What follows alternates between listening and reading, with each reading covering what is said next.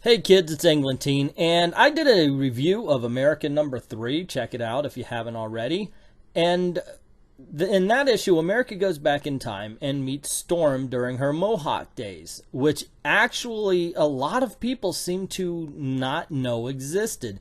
And they were commenting on, oh my God, what did they do to Storm? What did they do to Storm? Well, this actually happened in the 1980s, in 1983 as a matter of fact.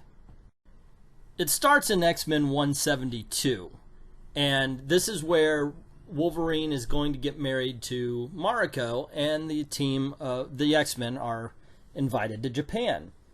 And at first, of course, there's a little start off. You meet. It's just a hello, how you doing? Meeting the dragon for Wolverine, and worst off, meeting Rogue, and the fact that she's in the X-Men.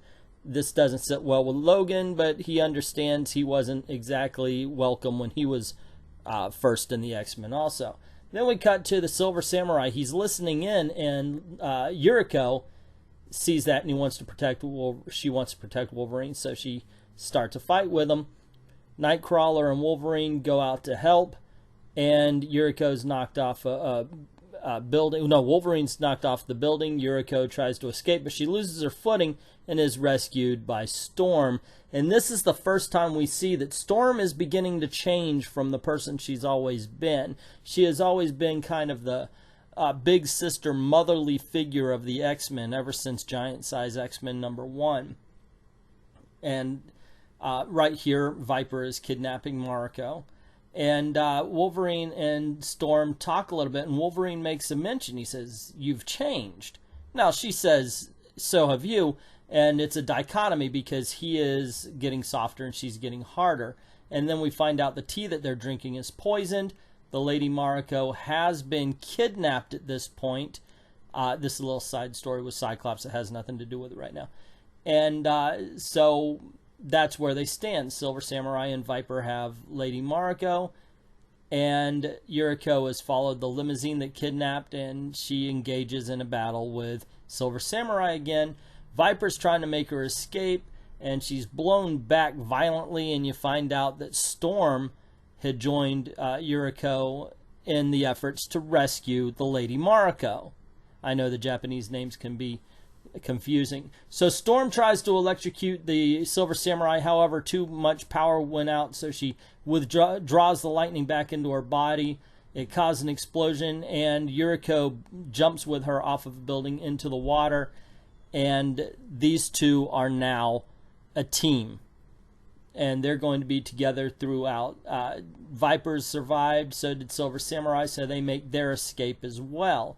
And at the end of the book, basically Wolverine says, "I'm going to go get my fiance.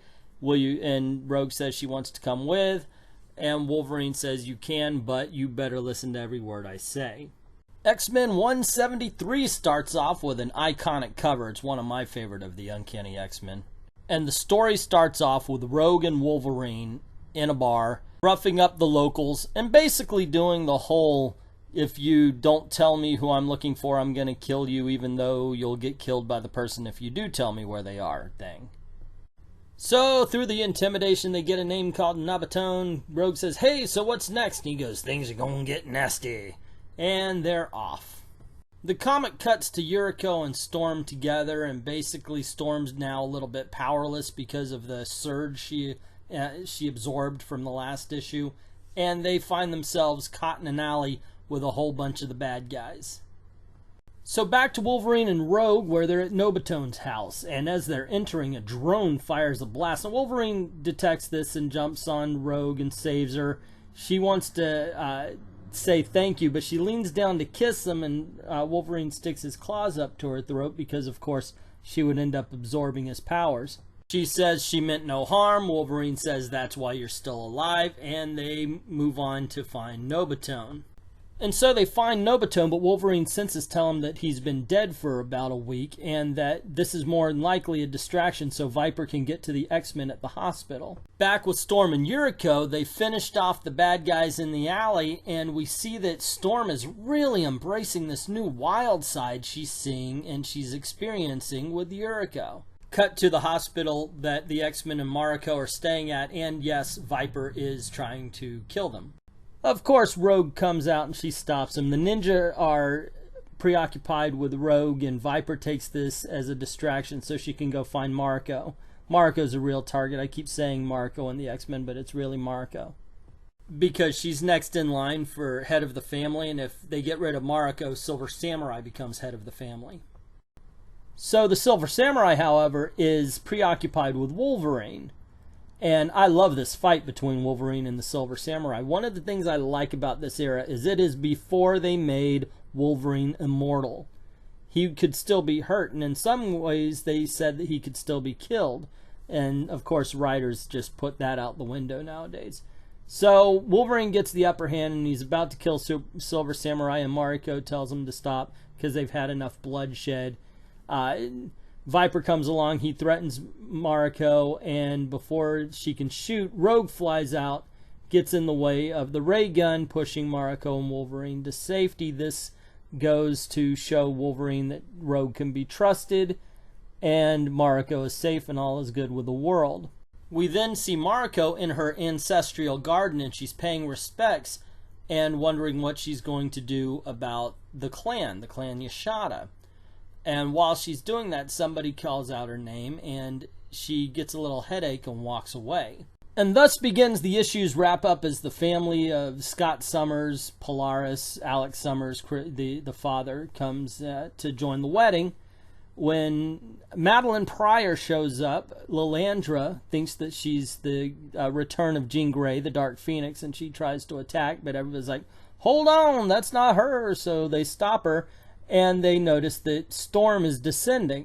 Of course, they all look in awe because we have the big reveal of Storm's new look. Kitty Pryde takes it pretty bad. She looks at her, says, how could you, runs away. Charles and Lilandra even talk about it. And yeah, it does cause quite a stir within the X-Men. Kitty Pryde hands Madeline Pryor Lockheed the Dragon, and Madeline Pryor wonders what kind of group she got herself involved in. And then Mariko comes up and she calls off the wedding, saying that Wolverine is not worthy. As she walks away, we see that it's actually Jason Wingard, otherwise known as Mastermind, who is behind this and who has affected Mariko's mind to make her not want to marry Wolverine any longer. And that's the storyline that introduced us to the famous Storm Mohawk version. And it really did cause quite a stir, not just within the X-Men books, but within fandom itself. I remember hearing a lot of conversations about, oh my God, I can't believe they did that. And a lot of people hated it. I mean, we talk about changes now and how we hated them then, but we hated it then too. It took some getting used to say the least, because this is Storm when she first appeared, obviously, in Giant Size X-Men #1. And part of her appeal and part of her look was the long flowing white hair. And it worked aesthetically. I mean, you know, Storm was drawn as a very beautiful woman, and part of the beauty of it was the long hair. You can't deny that part.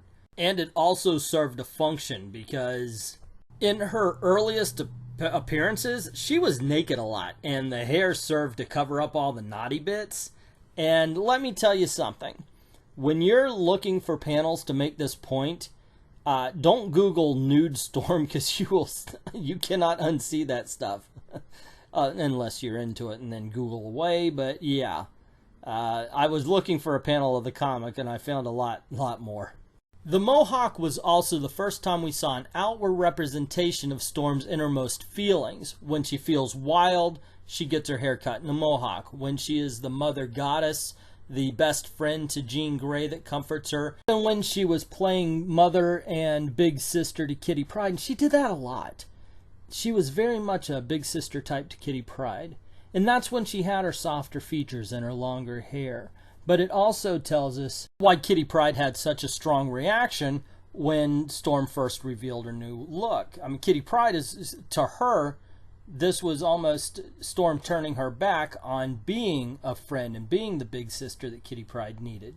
In a scene from the Uncanny X-Men #180, Storm confronts Kitty Pryde about her feelings and about why she actually went through with the change. And what she says is that her time as an X-Men has shown her things that has made her question her existence and how she sees the world. She was hailed as a goddess in Africa. Is she goddess or is she mutant?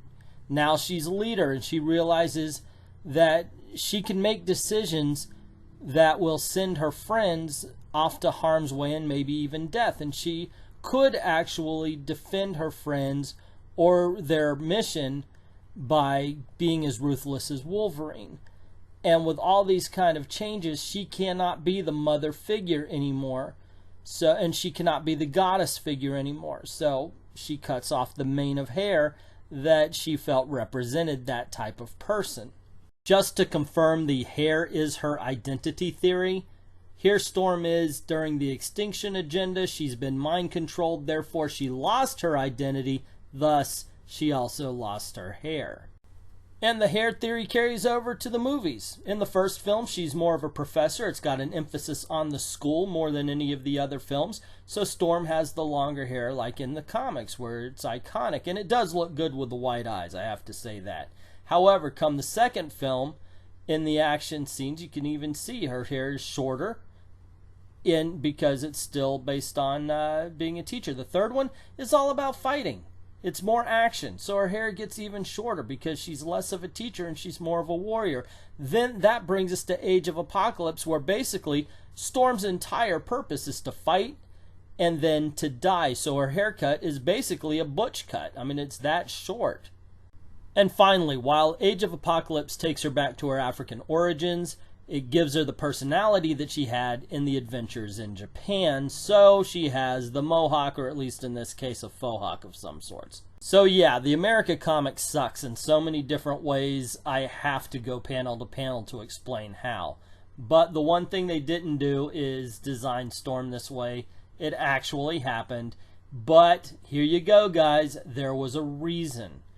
And the reason that she's in the comic is to guide America. So it would have been more proper for her to use the long-haired Storm. But because she wants to, and I'm guessing this is all speculation, I am guessing that Gabrielle decided that she wanted to use Mohawk Storm to fight against the heteronormalcy of beauty rather than actually think of Storm the character and figure out which Storm to use.